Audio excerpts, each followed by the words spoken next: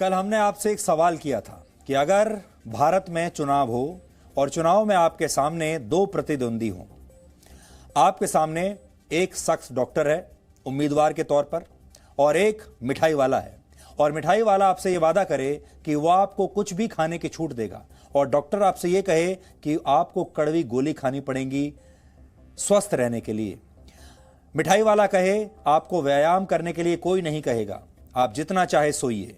Doctor कहे कि आपको सुबह उठ के व्यायाम करना होगा, और मिठाई वाला कहे कि मैं आपको कड़वी गोलियों से आज़ादी दिला दूंगा, आप जो चाहे खा पाएंगे, आप दिन भर मिठाई खा पाएंगे, दिन भर व्यंजन खा पाएंगे।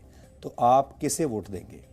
हमारे देश में मिठाई वाला जीत जाएगा और डॉक्टर चुनाव हार जाएगा, और लोग इसे लोकतंत्र की जीत बताएंगे और कहेंगे कि देखिए यही तो है लोकतंत्र की खूबसूरती, मिठाई वाला जीत गया। क्योंकि मिठाई वाला मीठी मीठी बातें करता है, मिठाई वाला किसी को परेशान नहीं करेगा और पूरे देश को डायबिटीज दे देगा। लोकतंत्र यानी डेमोक्रेसी एक ऐसी शासन व्यवस्था है जो जनता को चुनाव की आजादी देती है, और इस आजादी को ही लोकतंत्र का आधार माना जाता है। लेकिन क्या लोग सही व्यक्ति को चुनते हैं? क्या लोग अपने वोट का सही इस्तेमाल करते हैं? तो फिर उन लोगों को क्या कहेंगे आप जो लोग अपनी वोट को बेच देते हैं या अपनी सहूलियत के हिसाब से गलत उम्मीदवार को चुन लेते हैं, गलत पार्टी को चुन लेते हैं? इसी आजादी के सहारे आपने अपने क्षेत्र में किसी न किसी नेता का चुनाव किया ही होगा, उसे जिताकर देश की संसद या विधानसभा में भेजा ही होगा, और हो सकता है आपने अपना चुनाव उस नेता के बारे में जानकारियां जुटाकर नहीं बल्कि सिर्फ अपने मूड के आधार पर कर दिया होगा। और इसका भी हमने आपको उदाहरण दिया था। 1977 में लोगों का मूड ऐसा था कि उन्हें इंदिरा गांधी बिल्कुल अच्छी नहीं लग रही थी, सत्ता के बाहर कर दिया।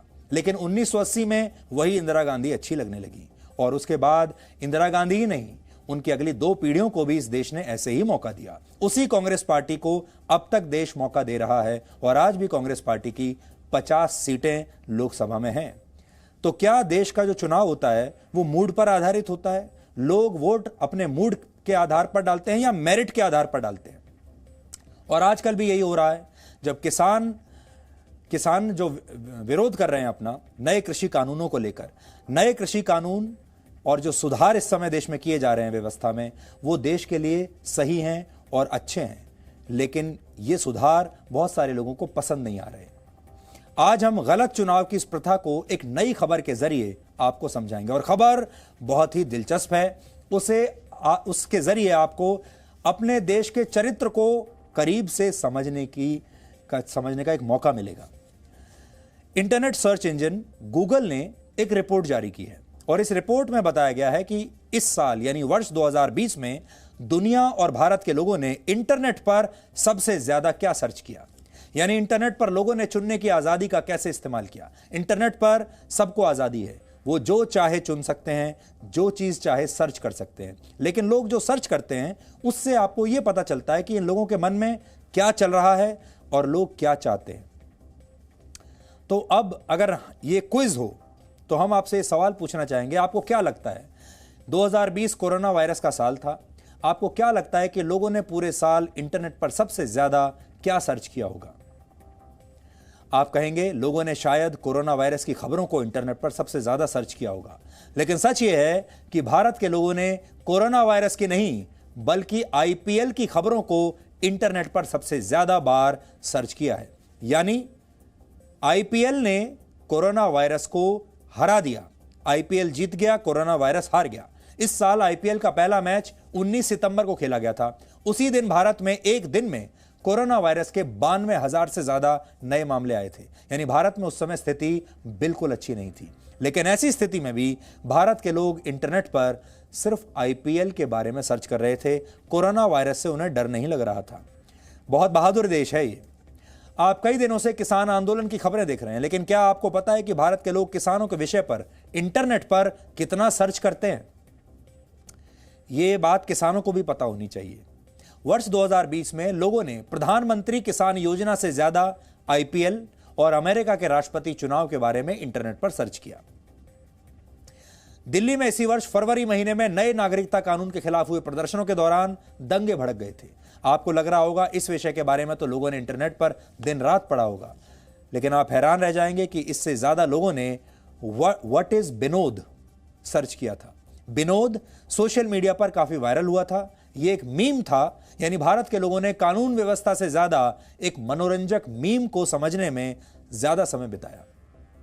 इसी तरह देश के लोग कोरोना वायरस से बचने की विधि ढूंढने की बजाय इंटरनेट पर घर में पनीर की सब्जी कैसे बनाई जाए यह विधि ढूंढ रहे थे। यानी यहां भी कोरोना वायरस पनीर से पिट गया।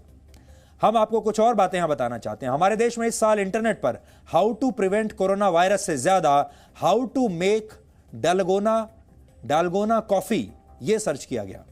यानी लोग कोरोना से बचने के तरीकों को जानने के बजाय इंटरनेट पर कॉफी कैसे बनाई जाए यह जानना चाहते थे। डालगोना दक्षिण कोरिया में मिलने वाली एक टॉफी है। इस टॉफी के स्वाद वाली कॉफी को डालगोना कॉफी कहा जाता है और लोग यही बनाने की विधि खोज रहे थे। इंटरनेट पर अपने आसपास लोगों ने जिन जगहों को खोजा उन्हें नियर मी यानी मेरे नजदीक नामक श्रेणी में रखा जाता है। यानी लोग अपने आसपास क्या खोज रहे हैं कि जहां मेरी लोकेशन है उसके आसपास क्या क्या है। नियर मी श्रेणी में भारत के लोगों ने राशन की दुकानों से ज्यादा शराब की दुकानों के बारे में सर्च किया इंटरनेट पर। और आपको याद होगा जब लॉकडाउन में ढील देते हुए कई राज्यों में शराब की दुकानों को खोल दिया गया था तो कैसे लोग अपनी जान की परवाह किए बिना शराब लेने के लिए दुकानों के सामने लंबी लंबी कतारों में खड़े हुए थे। उस जमाने की तस्वीर हम आपको दिखा रहे हैं। यह देश की राजधानी दिल्ली की तस्वीर है और आपको लगेगा कहां है कोरोना वायरस। कोरोना वायरस की चिंता किसी को नहीं। ये छत्तीसगढ़ की तस्वीर है, कलकत्ता की तस्वीर भी आप देख लीजिए। देश के किसी शहर में चले जाइए, शराब को लेकर भारत के लोगों में उतना ही क्रेज, उतना ही जोश था।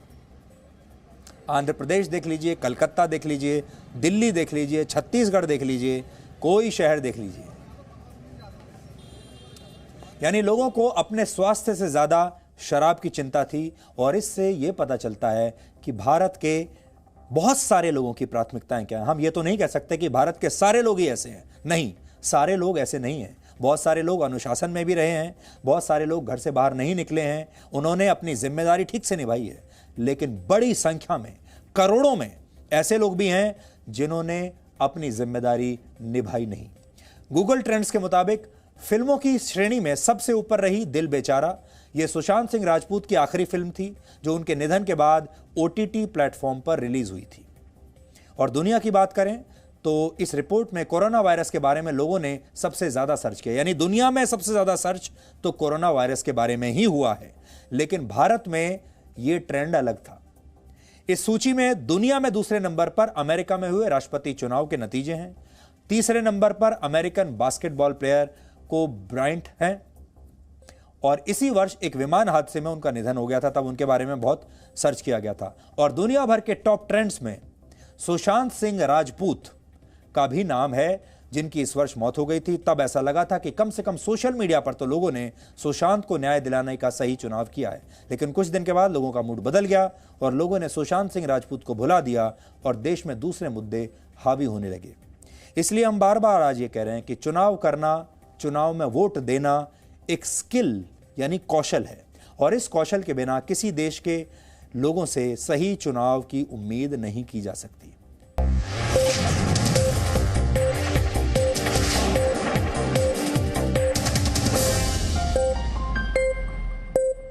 Presenting V News app, available on Google Play and App Store. Download it now.